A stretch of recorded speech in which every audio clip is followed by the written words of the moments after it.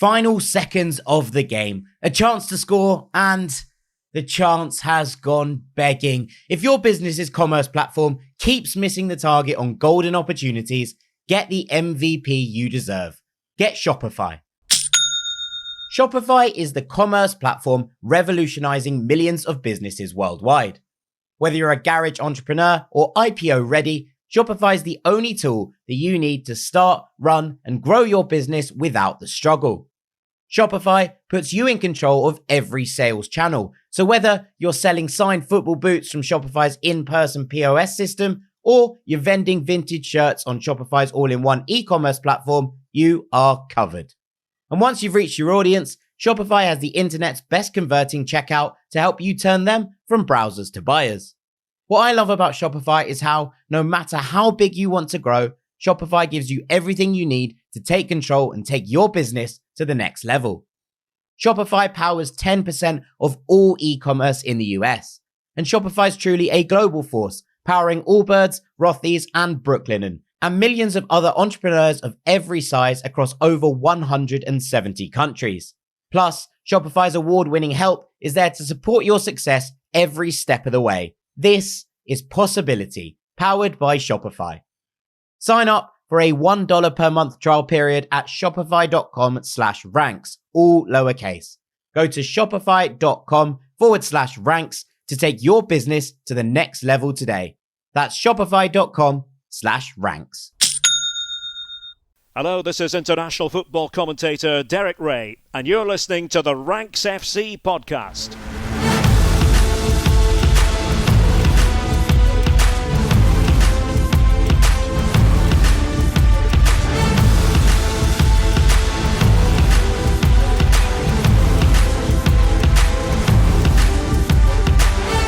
Hello, Rank Squad, and welcome to Ranks FC. It's your favourite football podcast, back for another week and back for a very, very special episode. It's the return, ladies and gentlemen, of 5x5, the show, the start of every season where we lock in our predictions for the top 5 teams in the top 5 leagues in Europe. My name is Jack Collins, and I'll be your host today. And joining me from across the water in San Diego, Mr. Dean Jones. How you doing, mate? Hello, mate. I'm very good. I don't think I'm the surprise, though, today, am I? You're not the surprise. He's here. Ladies and gentlemen, the Rank God has returned to the studio. He is sat next to me in Hammersmith. It's Mr. Sam Tighe. I'm also not a surprise, am I? The Patreons knew. There's been rumours circulating around my potential return for the flagship show. The big we should show. have got Fabrizio to tweet about this. Do you want to know how much he costs per tweet? Yeah. Go on. I know somebody that asked the question of him, can you tweet this for us? And it was, I think it was at least 20k to even start the conversation for a tweet. Well, tell him I'll do it. 20 quid. 20 quid. This is the best comeback since Ryan Sessegnon came back to Fulham. So has he played yet? No. Okay. No, barely going to get a minute this season, but it is what it is. It is what it is. Sam, this is not just a return to 5x5. We started a new show last week on the feed as well. For those who haven't listened yet, Sam is hosting a pod on Ranks FC now called The Truth. It's lots of fun, Sam. So far, yeah. We've not been cancelled yet. 1 episode in, made it to episode 2. We're gonna record that straight after we've recorded this. So I get at least 2 hours of Jack in the studio. It's been good so far. I've enjoyed it. I've enjoyed the dynamic, and I have been, as you can tell, furiously scribbling away notes over the years of how to be the perfect host.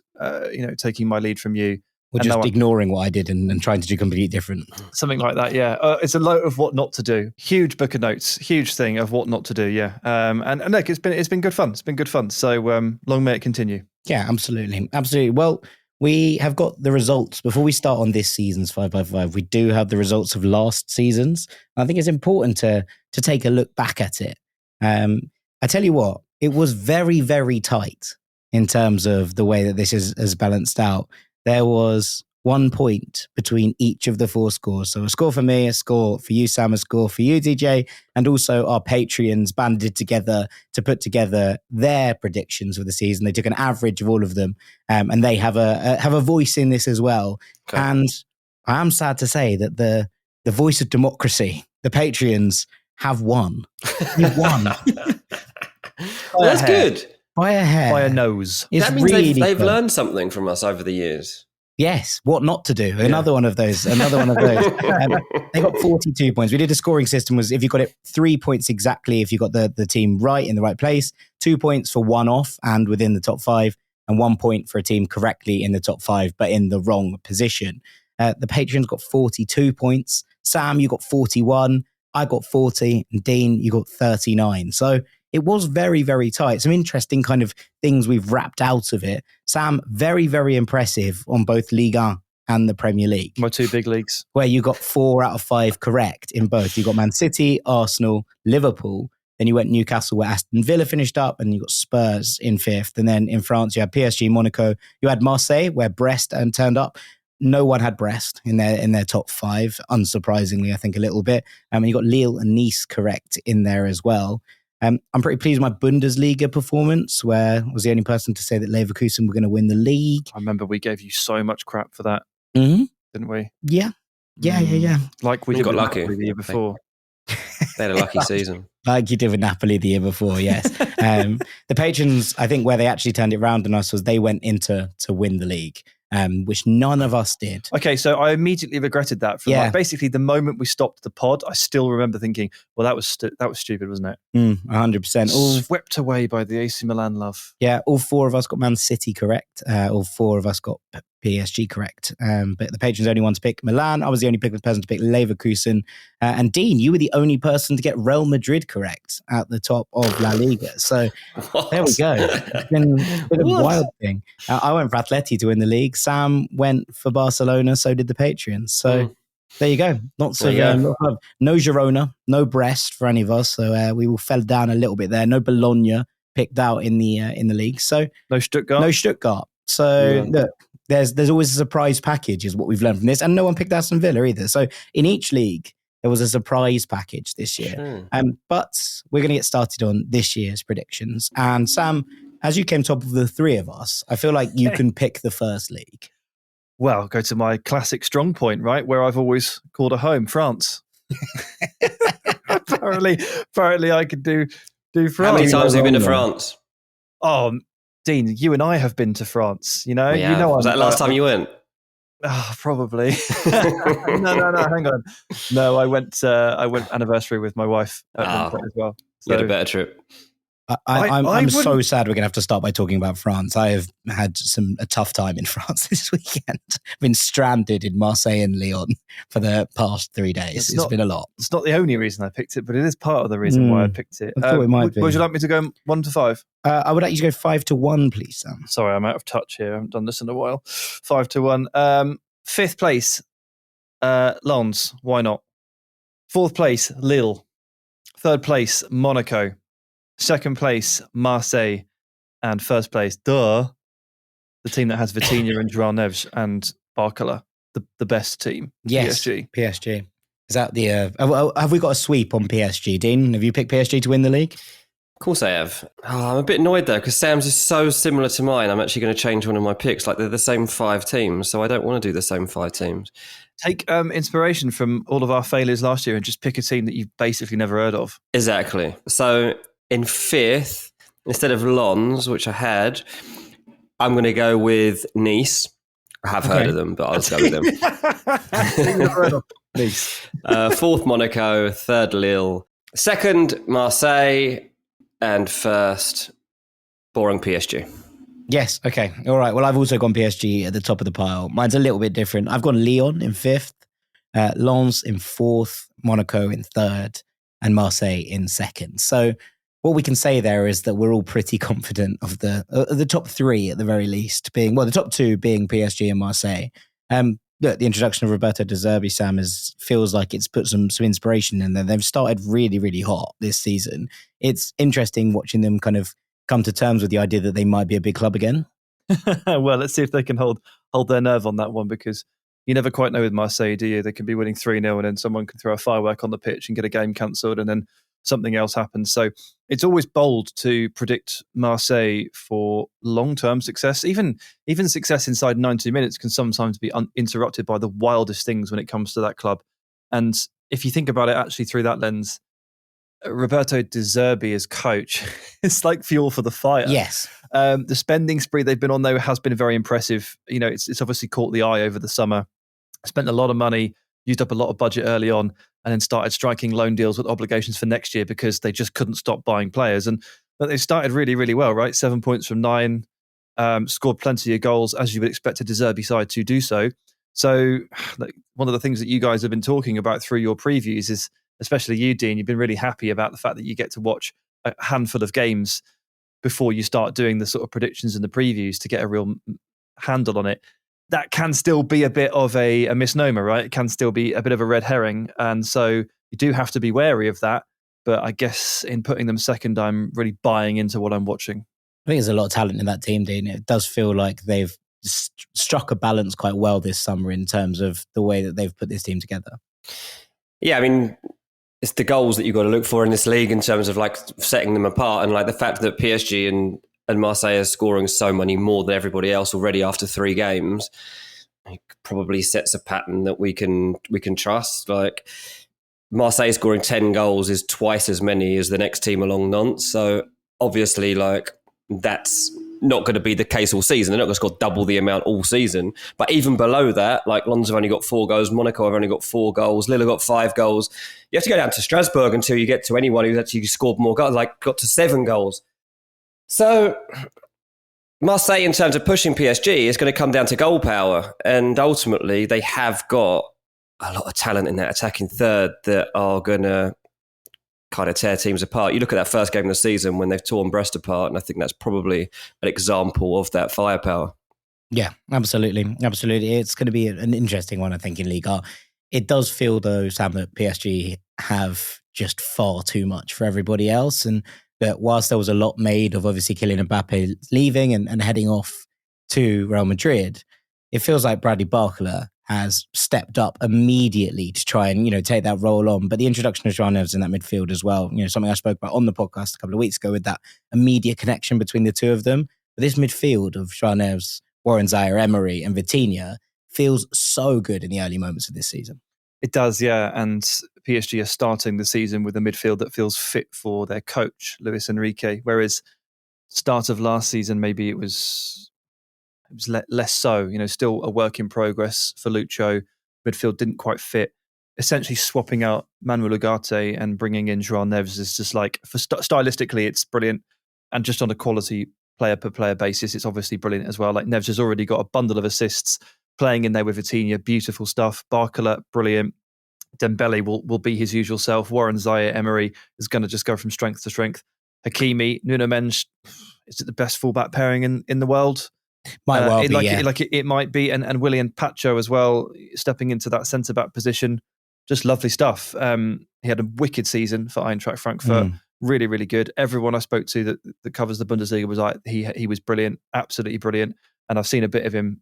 Looks good, physically very impressive, can handle high quantities of the ball. So it all just looks better set up for PSG this year.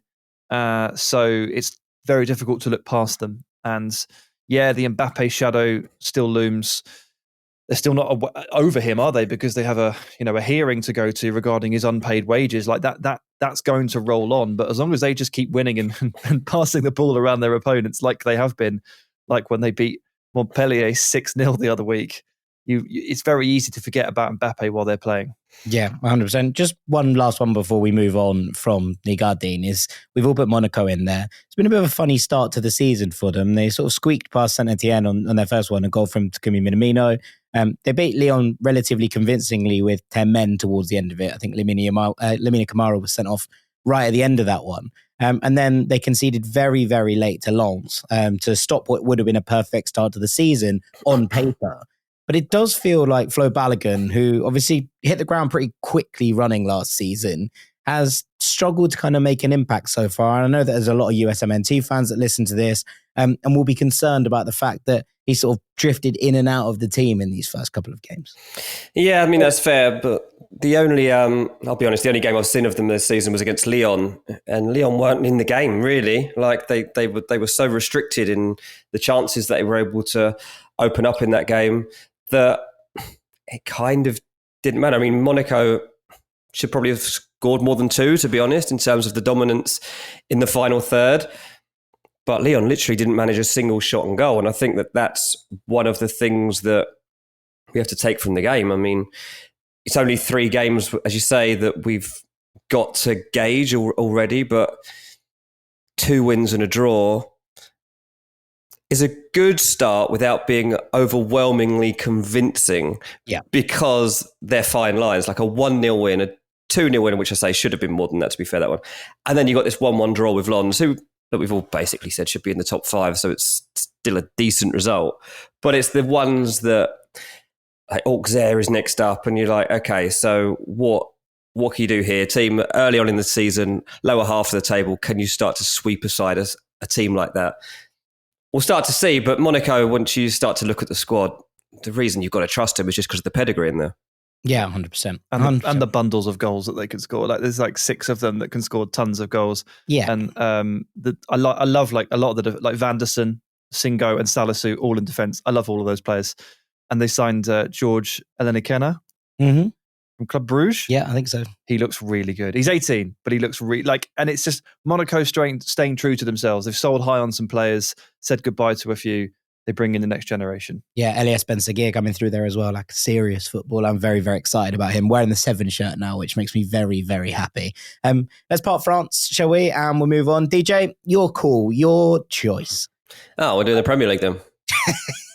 And after this, Dean's going to nip out. Yeah, that'll be that. That'll be league I like. You can lead on. I've actually had a bit of a rethink here, lads. Obviously, we did the season preview and tipped Arsenal to win the league, basically. Said this is the time. Like they've had two cracks at it, and now this is the moment when they take that final step. And unfortunately, I already have to backtrack and say they're not going to do it. It's bad luck. It is bad luck. But you're going into a North London derby first this weekend without now Odegaard, who's just limped out of an international match, without your new signing Marino, who's been signed and is injured already, without Declan Rice, who's picked up a silly suspension, but it's his own fault. And you're now left with a depth problem in midfield, which is actually pretty stark. And it's not only this match, obviously, that they've got, it's the fact they've got Man City, the next Premier League match after that. Yeah. And when you're already like trying to keep up with Man City and Liverpool at the start of the season, they're already dropped off 2 points this season. These 2 matches, along the line, they're going to become further adrift, basically. I just can't trust them. Like the maximum I can see them taking from these 2 games is 4 points. And I think even that is being quite generous. I think it'll probably be 3 points. I still think, to be honest, I probably think they'll still beat Tottenham. But even that is going to be obviously much more difficult now than it was. And you start to look at the depth of the squad at Arsenal, and especially in terms of the midfield. I had to do a story the other day on Give Me Sport about the fact that like we're now looking towards the depth of this team, and you've got like Salah Ouladumhan, I don't know how he pronounces his surname, but Salah, basically this young midfielder that has not got any pedigree in the Premier League, potentially could have been sold in the summer. Had a chance that they're 1 injury away now from him stepping into the midfield, like kind of Toby Collier did for Man United against Liverpool. And people are talking about like, wow, are we going to be seeing like Miles Lewis-Skelly soon if there's a problem out in that position? And you start to look at the depth of the squad, and unfortunately, I don't think it's going to be there, lads. I can't put Arsenal top of the league. It's Man City. I just think it's inescapable. I was really hoping that this wasn't going to be what I was talking about after 3 game weeks. But I don't know if you lads feel the same, but we'll find out in a second. Yeah, you don't. I'm not very happy about it because I really, really thought we were going to get a proper challenge out of them. And Arsenal fans must have been totally gutted as Odegaard was like started limping off and is now on crutches. And obviously, we're recording this, we don't know the full extent of it, but I mean, he's obviously not going to be playing. Footballers use crutches all the time, just like they use boots all the time. But obviously, we're probably at the point where we're expecting Odegaard to not play the North London derby. And it's frustrating because you see he had a slight problem, it looked like, in their last game. Like, he wasn't exactly his fully mobile self. And you see other teams pull their players out of international duty, Cole Palmer, for example. And Arsenal fans are like, why? Why did he have to go? Why are we playing these stupid internationals? Unfortunately, it's the way of the world. He won't be the last one. I'm sure over the next 2 days, we'll find out some other injury news. But it has forced me to look more deeply at the depth, and it ain't going to be there, lads. So I also started the season thinking it was Arsenal's year and have backtracked, but it's not because of the slate of absences expected for the next week or so. It actually tipped when they re-signed Ilkay Gundogan. That's the moment that I changed my mind. Okay. Because I just think it's a stupid way of putting it, and it's Arsene Wenger's fault because he once claimed that Petr Cech was worth 10 points a season. I think Gundogan's worth 9 points. So if the margins were absolutely razor thin on Arsenal finally taking that step and beating City, possibly by a point or two, if I think City had then taken a player like Gundogan back into the fold, who's so clutch, he can probably dig you out 3 wins maybe that you wouldn't expect, and that might be worth a certain number of points. If the margins are that fine, then then the scales, I think, tip back towards Man City. Now add in, what you're referring to, Dean, here, this kind of injury. It's presumably a very short-term thing. Rice is a 1-game suspension. Yeah. Martin Odegaard, it doesn't look like he's out for a month. Yeah, it doesn't. It may not be horrendous, but just like the timing is horrific. Yeah. The North London derby away from home, which they will always struggle with for obvious reasons, it's a ridiculously difficult game, followed by City. Marino with the shoulder injury. Unfortunately, it's bad luck. Yeah, it is.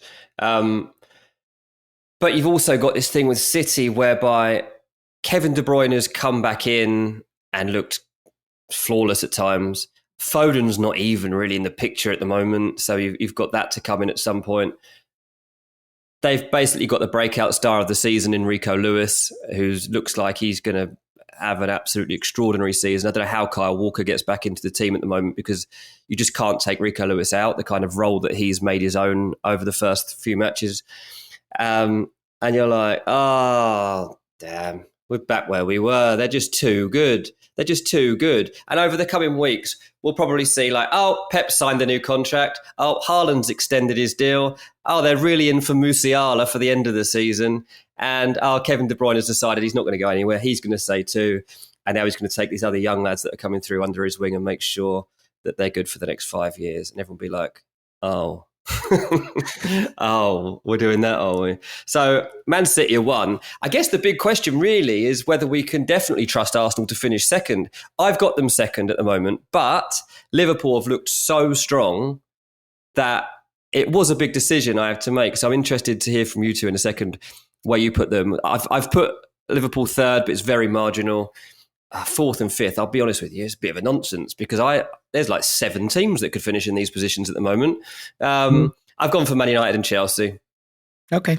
All right. Fair enough. I mean, look, I want to stick with the courage of my convictions. And my courage of my convictions over the summer was that if Mikel Merino came in, that would be enough to shift Arsenal's knee. Even if he's only watching?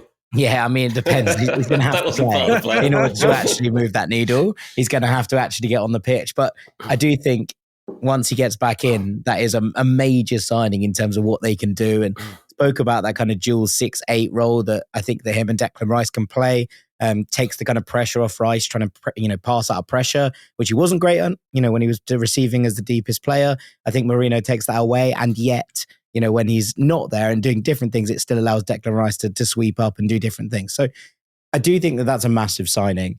This is a frustrating period to do it, but equally, there could come a time in February where Haaland's out for 4 games and De Bruyne is out for a couple of games. And yes, do I think the Man City have the squad depth to be able to cover this?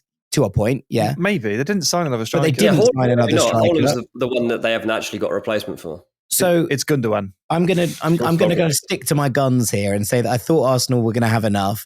And the fact that City haven't signed a striker means that I'm gonna remain with it. I'm gonna say Arsenal win the league. Nice. City second at I least? will have City in second. Yes, I will be having them there. Although I did want to give Liverpool some more credit after they bring it, but I still think there is a little bit of lack of depth in that squad as well. Liverpool third. I've got Tottenham in fourth. I said I was going to stick with that. I think that Ange will come good with this squad, and I really do think there's going to be some interesting things in that midfield. And I've got Chelsea in fifth because I think that they're just going to smash a load of things up at some point. Yeah, so I couldn't bring myself to trust Chelsea. Yeah, fair. Couldn't bring myself to trust Man United, actually, as well. Again, taking that 3-game sample, very, very small, but I think I'm looking for a lot more. I'm assuming that is their biggest blip. That's why I'm giving them massive benefit of the doubt here. That is quite bold. Yeah, maybe. We'll see. Brighton, it's really hard to know what to do with Brighton. Yeah. Because they look genuinely, they look class. Yep. But like there's every sinew in my body is screaming like their manager is younger than me. There's no way this can be a success. Now that is not scientific because Julian Nagelsmann is also like damn good and he's younger than a lot of people. So don't take that as any kind of evidence. But like it's great being the only person on the podcast that's younger than Fabian Hürzeler. By a very small By a small mark. And the problem is, me and Sam have always had trust issues with you, Jack. Like, we don't know what you're doing one day to the next. We don't know when you can be relied upon. You're great on your day, but you can have absolute, you can, mine's gone moments. And we're like, oh, no, he's gone for the day. Maybe that's what Hürzeler does too. Exactly how I feel about Fabian Hürzeler. And that's about the nicest thing I've said about me in months. The answer, I'm just not sure. Early in the summer, I was absolutely convinced that Newcastle were riding back into fourth. I thought no midweeks would be brilliant for them and their very energetic style. Obviously, try and avoid the injury crisis, but mostly about being able to play games at the intensity that they did so when they were very good a couple of years ago. But again, I'm like, what I have seen so far has really spooked me. I know they have 7 points on the board, but I've watched all 3 of their games and they genuinely have been quite poor. So this is where I ended up. Villa back in fourth, which I never thought would happen. Yeah. But the reasoning was that I think there's a mentality to the team that Spurs do not have. Spurs I have in fifth, Villa I have in fourth. Spurs over Villa, nope. Villa over Spurs, because when the going gets tough for Spurs, they get flaky. Yeah. They look like the best team in the world for 25 minutes when everything's going their way. And then the momentum, the pendulum swings, and they just can't deal with it. And it's really frustrating to watch because you can go from watching James Maddison dictate an entire game to just completely disappearing. That's not just a pick on him, but he's the best player. So I think the extremes carry. He feels like he sums up Spurs in many ways, I think. Yeah, great when it's going well, terrible when it's really not going your way. I am wary of the season 2 Ange Postecoglou effect. That tends to be when his teams really click, right? Yeah. But you have to counterbalance that a little bit with the Thursday nights. They didn't manage to get over the line into fourth last year with a free midweek schedule. I'm struggling to see it mentally from them as well as with the game load. So I didn't actually think I'd sit there with Villa in fourth, but there's something about the mentality of the team that just brings them over the line compared to the others. So far, so good. Like, obviously the Arsenal result is the Arsenal result, but the performance was fine. Yeah. Like, those kind of games can happen. I don't think that's going to be the difference between Villa finishing fourth and not. No. I think the performances so far have been very, very impressive from Villa, and it's easy to back them, I think, with Unai Emery at the helm. Yeah, sure. There is, though, this absolutely huge gap between anyone that you put in fourth and the top 3, as you kind of alluded to, Dean, right? Yeah. That's the thing. Like, it's literal guesswork after the top 3 because you can't trust. Like, you're right to put Villa fourth because there's some reason to actually trust the process that they're in and the levels of performance being churned out on a regular basis, where all the other teams that we're talking about for that position, they just don't have that consistency. Like, they have the potential to be better than Villa, but they're actually not. So you're right. Like, Villa are the fourth best team in the league at the moment, if you were to judge it. But obviously, we don't know how the Champions League is going to affect them and all these sorts of things. Mm-hmm. Are they going to be like Newcastle when they got into the Champions League and then fell away? I don't think they will.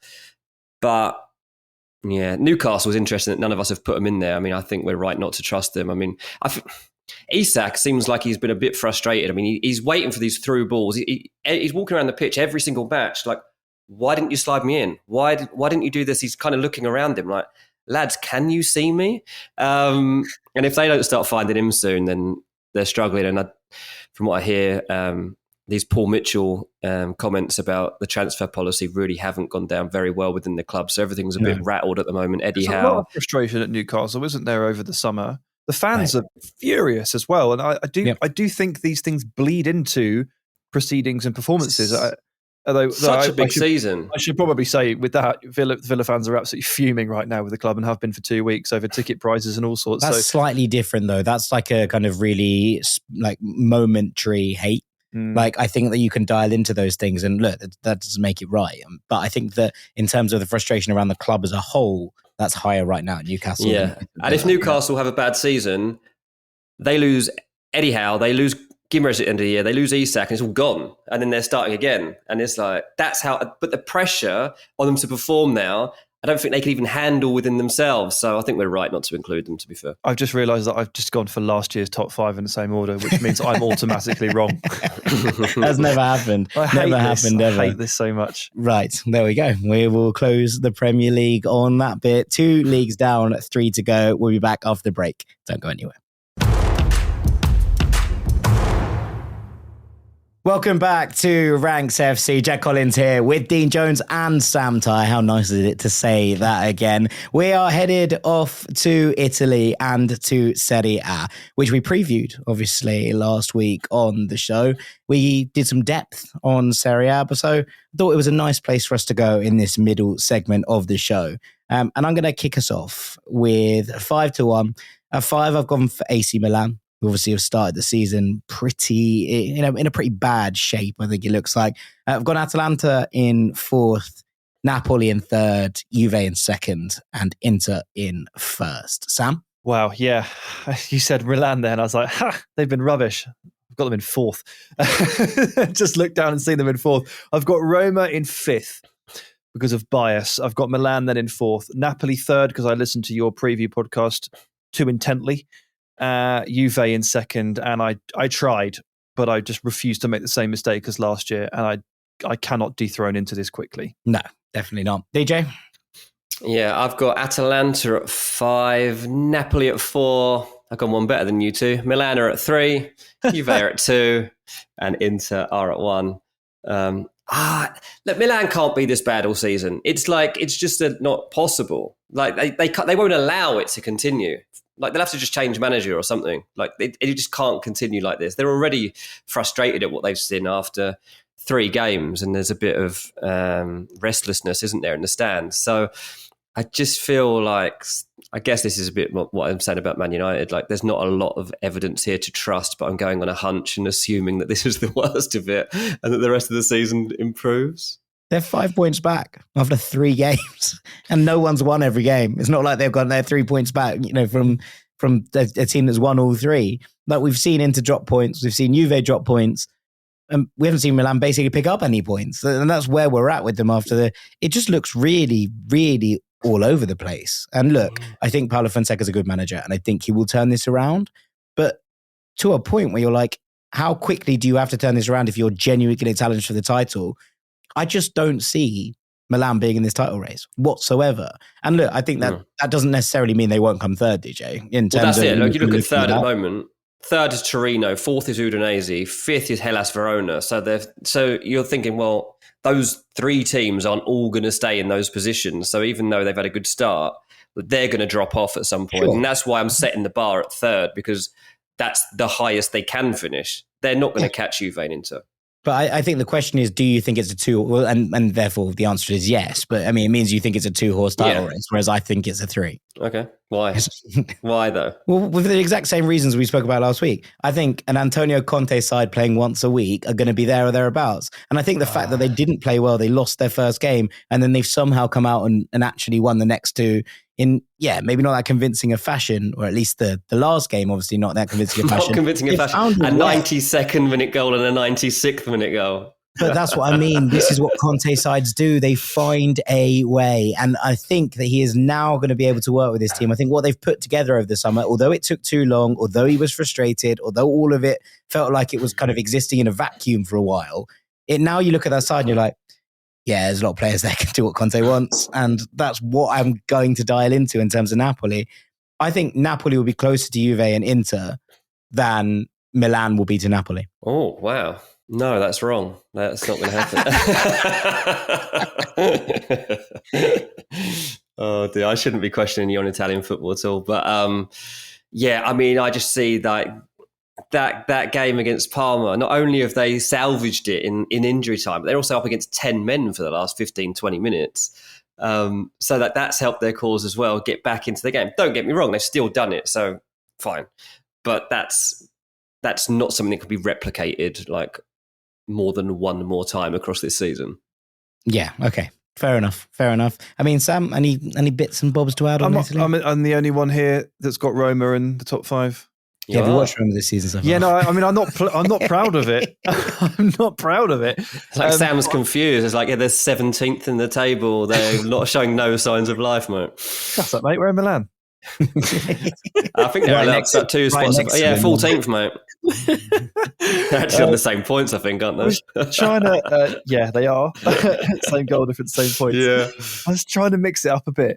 And I didn't want to put Lazio there because I'm biased. Yeah, I don't have much to add other than I've just really, really, really, really wanted to put Juve at first place. Like, I've never really liked Juventus, probably for the same reason that I've never really liked Bayern Munich. They just won too much stuff. They were so dominant in our football growing up era that it's quite difficult to like them. And the very first 5 years of my career, I sound so old saying that. Like the first years of my career, first spell writing, it was just Juve. So after a while, you got a bit sick of them, and now they've been down so long, and those fans have had to put up with Allegri for so long that actually you're kind of wishing them the best. And you can really get behind a manager in Thiago Motta. You can get behind a lot of what they did over the summer. I mean, you listed it off last week on the pod. There's so many ins and outs, so many outs to make way for ins. There's a lot of wriggling around happening there financially to make sure that Motta got the squad he needed. But Juve are a team that I think I can really get behind this season. But into the quality, the depth, and the pedigree, the new contract for the manager, the stability, we haven't barely talked about them, but we've all got them at number 1, and that I think it's completely justified and deserved. It just feels like no one has got anywhere near them in terms of how dominant they felt last season. Juve were in the title race. Juve led the league at one point in 2024, and I think they'd played an extra game, but they went to the top of the table.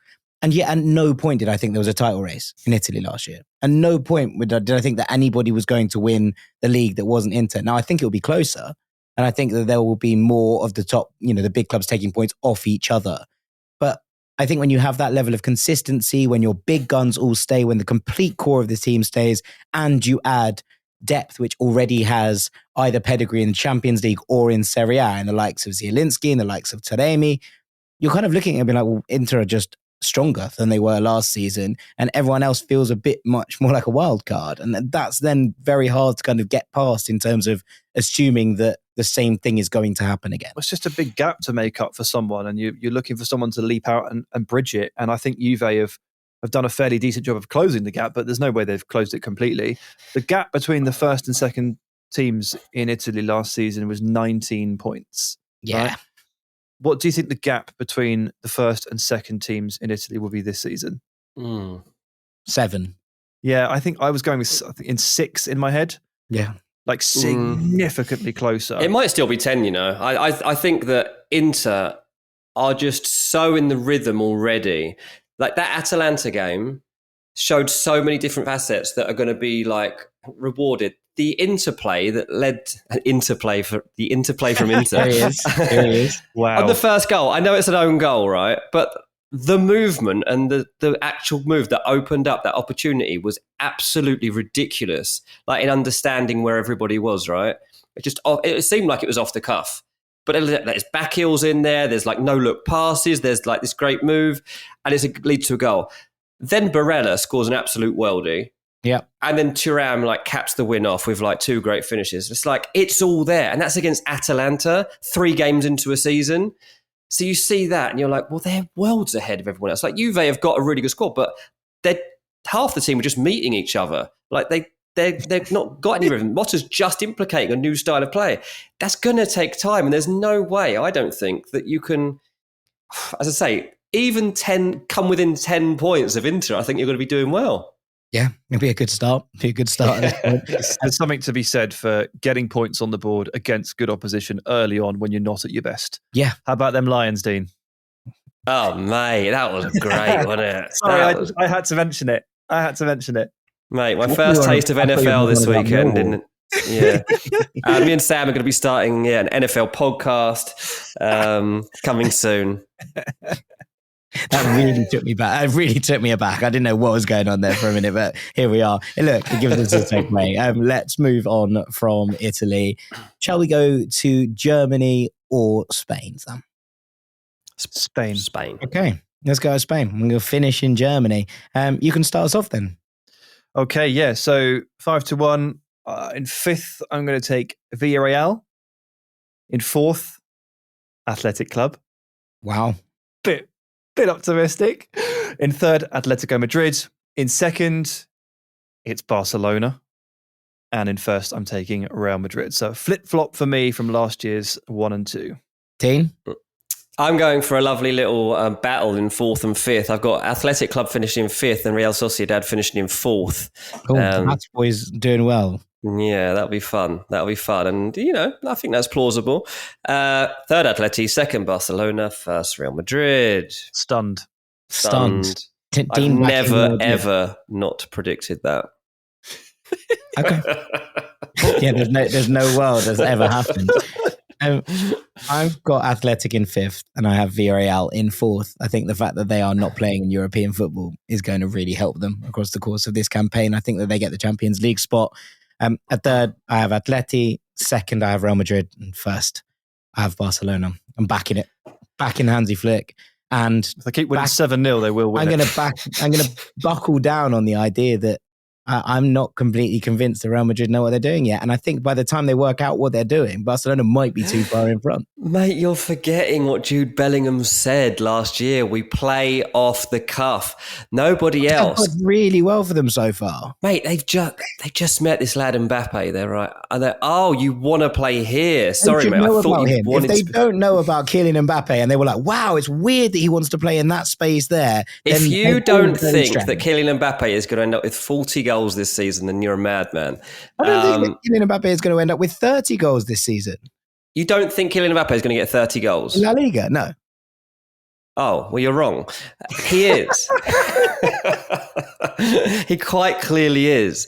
And I can't believe that there's actually this much doubt about this, coming together. I understand, he's supposed to make Real Madrid, not make Real Madrid world beaters, they already are. Maintain Real Madrid as world beaters and make sure that they're become invincible, whatever it is. And then that narrative obviously changed just after 2 weeks. And it was oh, actually, no, he completely throws off the balance of this team. And there's no way that him and Vinny can play in the same front line. And where does Bellingham play now? And what about this lad, Rodrigo? Where's he going to fit into all this? And I get it. To some extent, of course, that is true. The balance has been completely off.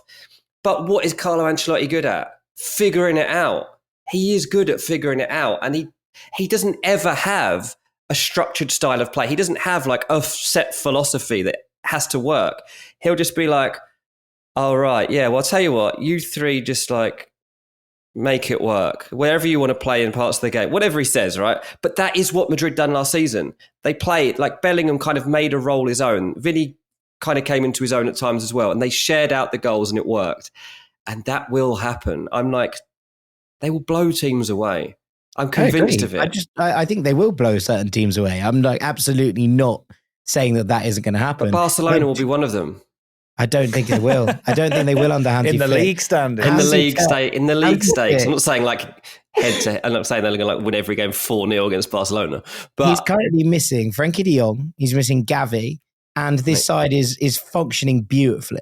The side is working as it should do. The double pivot is really, really helping Barcelona at the base of that midfield. We're seeing some youngsters come through who have a serious amount of talent and can play in these roles rather than shoehorning players in at the moment. Christensen will come back at some point on top of everything else. I really do think this team is going to get better, and I think they've been pretty good so far. I think it's really funny that they spent all this time looking for the Busquets successor, and really they just needed to look, into the academy. It's weird, isn't it? They were like, oh, what do we need to replace a player who literally breathed La Masia? Maybe we should look at La Masia. Yeah, maybe. Maybe. I mean, look, it's still, I think, a valid question as to whether or not the players that are playing in the base of midfield, like, can they sustain this for an entire season at a title-winning level? I think that's still a valid question. Yeah. I think that's probably where I'm falling shy on Barcelona a little bit. I'm pretty relaxed about Carlo figuring out Mbappe, Vinny and Rodrigo. I'm not so relaxed about Barcelona's like established depth at holding midfield and potentially across the defensive line in certain points as well. Like that is more likely to keep me up at night than how Vinny and Mbappe are going to combine. So I think that's ultimately where I've made my decision and why I've ended up putting Madrid in first. I knew Dean would as well, so I knew we'd outnumber you, so I felt quite safe. Yeah. Barca have got a really good opportunity here because the way that the schedule has been opened up, like they have got, now that they've established themselves at the top and they've got these first 4 wins, you look at the games and you're like, okay, there's not actually any real reason in the coming weeks to really doubt this team. And the only thing that can cause us to raise doubts is the team within themselves. Like Girona away, obviously next up, like we don't really know what a Girona is totally at this point. Like it's not what it was last season, but they're still going to be all right and they're still going to cause some upsets. I'm a little surprised with myself that I didn't put Girona in the top 5. It might be, we might be overlooking that, to be fair. I think that they've signed really, really well. Like I really like a lot of the business they've done this summer. It might not be as good as last year, and I think that's also fair enough and fine, but I could still see them coming 5th. So I think that the drop-off won't be as stark as what many people are making it out to be. Was the bit that put you off when they signed a striker from Aberdeen? Was that the bit that spoke to you? I actually really like because I've never seen him, but you can't be signing strikers from Aberdeen and being serious. I don't think they're going to be in the title conversation. But I'd love Sam in the scouting meeting. I've never seen him, but I wouldn't buy him. Lads, I mean, look, for the next month or so, I think that Barca could go from strength to strength, and then there's obviously that big week when they play Bayern Munich and then Real Madrid back to back.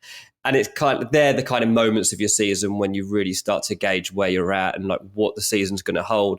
And if Real Madrid are still on their tails as we get to that Clásico and Barcelona coming in on the back of a big game against Bayern, they're the kind of moments we live for in Spanish football because they're ultimately the moments that dictate which way a title starts to go. And at least we have a proper title race now. At least we've got some like star names to kind of get behind. At least we've got, I don't know, some sexiness about this league again and some will and to actually watch it, because there's been times over the past year or so when honestly, like the will has not been there as it has been in the past for sure. But now it's back. And I'll be honest, mate, I want Barcelona to take control of the league so that Madrid have to have that extra motivation and Mbappe has to make it work to get that title over the line. So this is how I wanted it. I wanted Madrid to be second for the first couple of months of the season. Rafinha Ballon d'Or charge. Here we go. This is Dean saying we've got them right where we want them. Yeah, 4 points ahead of us. Absolutely. Right. Well, there we have it. That's Spain done. There is one league to go. After the break, we're going to be talking about the Bundesliga. Stick with us. Welcome back to the third and final part of 5x5 here on Ranks FC, where we look through each of the top 5 leagues in Europe and predict our top 5s. There is one to go, and we are going to Germany for the Bundesliga. We're going to let Dean Jones start us off. Jack, why don't you take it? This could be anyone. Predicted the big shock last season. You deserve some credit. Oh yeah, you do actually. I'll tell you what. Let me just. I'm just going to rattle mine off. 5th, Heidenheim. 4 rewarding them for their 2 out of 2. You're not locking them in. Yeah, I'm locking them in at 5th. Yeah, we say there's always a surprise. So Heidenheim 5th, Leverkusen 4th, Leipzig Dortmund 3rd, Leipzig 2nd, Bayern 1st. Okay, well, we have the same 5 teams because in a different order. I have Heidenheim in 5th as well. I think they've been really, really impressive in these opening games of the season. There's only been 2 of them. but they've been really good in Conference League qualification. They look really sharp. I watched quite a lot of their preseason because I'm quite intrigued by them as a club. And I've been really, really impressed. I think their transfer business over the summer has been pretty smart. I've really liked it. So I'm going to stick with this. They played Dortmund this weekend, man. They're going to get smashed, aren't they? Well, I've got Nuri Sahin's Dortmund in fourth. That's where I've pegged them. I've got Bayern in third, Leverkusen in second, and it's finally happening this year, lads. RB Leipzig are winning the league. Oh. I mean, mate, send that to Harry Kane. Send that list to Harry Kane. Okay. What are you going to do? Score 30 goals and come third again? No, he just won't be very. He'll be like, oh my god, is this for real? Yeah, I think Bayern will win something this year, but I don't think it'll be the league. Ah, okay, he'll be happy with that. Yeah, he'll be happy enough. That'll work. Sam, what you got? In fifth, I put Eintracht Frankfurt. Yeah, fair enough. 50% of that is because I like the squad. 30% of that is because I don't like any of the other teams. And 20% of it is because it's just what I want to happen. 20% of it is because Hugo Ekitike is unbelievable. Hugo Ekitike, Marmouche is really good. Yeah. They've signed Tayat, which kind of passed me by for a bit. I've always loved Shqiri in midfield. They've got Oscar Højlund and Hugo Larsson in the centre of midfield as well, a little Scandinavian pair. Yeah, it's just it's a big shame they've got Rasmus Christensen because I nearly like all of their players. Yeah, no, he really lets them down. I agree, but I'm just not completely convinced that they're good. I think they'll have a good run at the Europa League, but I think they might come sixth. I think they're going to come fifth. Okay, that seems reasonable. Considering you've said it already. I've put Leipzig in fourth. Okay. And I've put Dortmund in third. I think they're very tough to gauge. I'm trying really hard not to get distracted by Nuri Sahin as well because he's a stylish fella. Yeah. And like that does have an effect on cognitive biases. Leverkusen in second. I think the invincibility cloak is already starting to spring a few holes, and I'm not worried about them because like finishing second would still be a pretty strong achievement for them. But they set a hell of a bar last year with the unbeaten run, and yeah, so I've got Bayern in top. I would fear a Bayern Munich with a point to prove. I would fear a Bayern Munich on a revenge mission.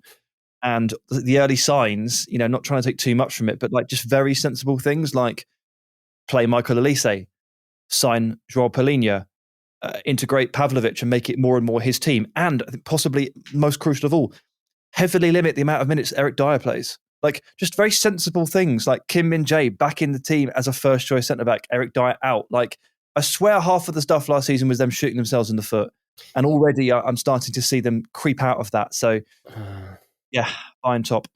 Yeah, I'll be honest, I'm not actually sure about Kim Min-jae still. I mean, he would be scaring me as a fan every week. I'm not sure whether he's about to get caught out or not. Like he's a great player, obviously, but just seems to like have these moments that are just kind of terrifying. It's all right, Dave, because their other centre-back's super reliable. Oh, it's Daya Upamecano. He famously has no clangers in him. I know, exactly. Yeah, I mean, look, Joao Paulinho got his dream move, can't get in the team. Give him a sec. Sorry, just had to have a dig. Apart from that, how do you... It's just so hard to say, Jack, surely, that like, what is it that Leipzig have got over Bayern Munich? Like, genuinely, like, what are they actually going to be better at across the course of the season? I don't understand. They have a Marco Rosa instead of a Vincent Kompany in charge. And honestly, I think that probably makes a hell of a difference. They have a system that has structure and a press to it. They have a front two who I think can score in pretty much every single way possible. And I love the fact that they're able to get those two working together, Šeško and Openda. I think Xavi Simons is going to have another of these kind of unbelievable years. I just feel like a lot of this team is in a really good place. A lot of players that we really like, Baumgartel. There are loads and loads of component parts in this Leipzig team that I think make loads of sense. And I think that them going and winning that game against Leverkusen last weekend is a real statement victory. It feels like a real moment to be like, okay, we've been bridesmaids. And look, because Leipzig are Leipzig and everybody hates them, and look, fair enough, I'm not sitting here and pretending that everything about the club is brilliant, because it's not, and there's a lot of problems with Leipzig as a football club. But because everyone hates them, they basically don't get any credit for doing things really well. And they are doing a lot of things really well right now. And I think that when you look at the amount of talent in that side, under a manager in Marco Rosa, who I do think is coming into his own at this point with this squad, I just fancy them over the course to actually be able to put this in on a regular basis. I think they used to get credit, but what they do is become so normal now, and obviously more and more people have come to terms with what sort of how they operate. Yeah. And started to take a dislike to them Yeah. as their brand, their name and their brand has become bigger. They become more recognized. More people know what they do, and they are they the original footballing portfolio?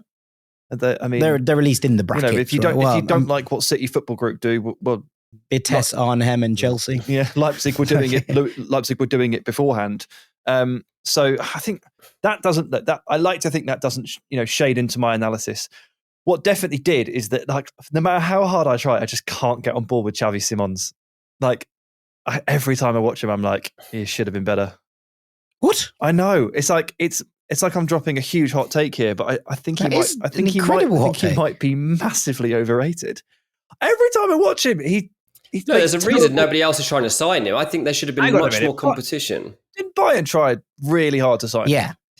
Yeah, but like outside of Germany.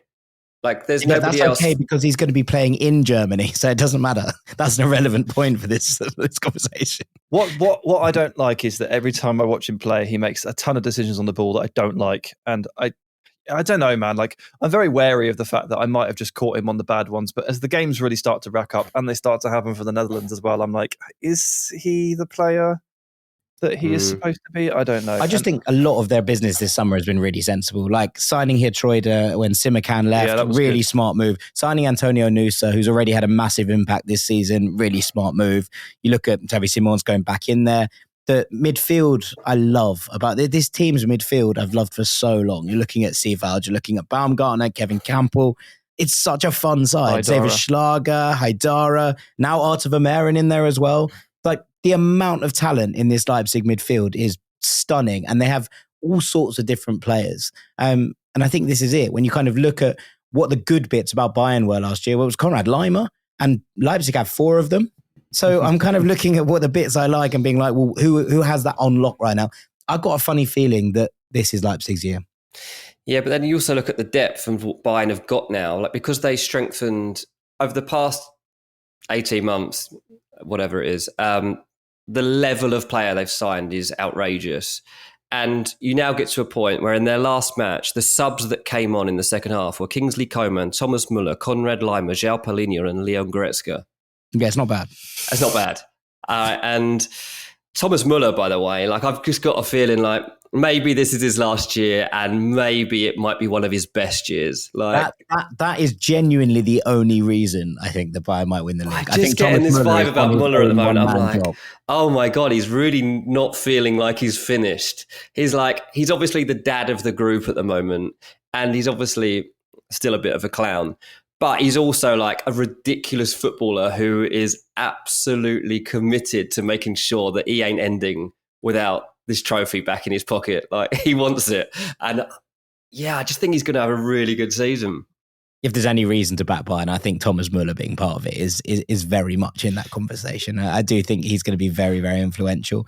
And like I said, I do think they'll win a trophy. I just don't think it will be the Bundesliga. So we'll see how we go. With that, boys, it's probably time for us to call it a day. Oh, that's emotional, isn't it, lads? No, it's always emotional. Always emotional. All that's left for me to do is say thank you very much to the Rank God, Mr. Sam Tighe. Cheers, buddy. Thank you very much to Mr. Dean Jones, all the way from San Diego. Cheers, mate. Cheers, Sam, for coming back for that one, mate. And good luck with the new show. Thanks for bringing it over to our platform. We love it.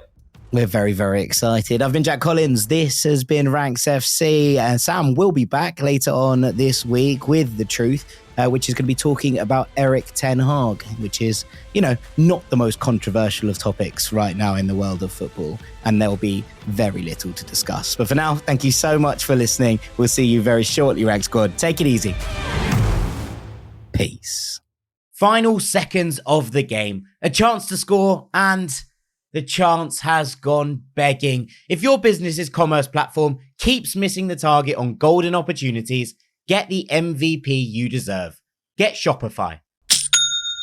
Shopify is the commerce platform revolutionizing millions of businesses worldwide. Whether you're a garage entrepreneur or IPO ready, Shopify is the only tool that you need to start, run, and grow your business without the struggle. Shopify puts you in control of every sales channel. So whether you're selling signed football boots from Shopify's in-person POS system, or you're vending vintage shirts on Shopify's all-in-one e-commerce platform, you are covered. And once you've reached your audience, Shopify has the internet's best converting checkout to help you turn them from browsers to buyers. What I love about Shopify is how, no matter how big you want to grow, Shopify gives you everything you need to take control and take your business to the next level. Shopify powers 10% of all e-commerce in the US. And Shopify is truly a global force, powering Allbirds, Rothy's, and Brooklinen, and millions of other entrepreneurs of every size across over 170 countries. Plus, Shopify's award-winning help is there to support your success every step of the way. This is Possibility, powered by Shopify. Sign up for a $1 per month trial period at shopify.com/ranks, all lowercase. Go to shopify.com/ranks to take your business to the next level today. That's shopify.com/ranks.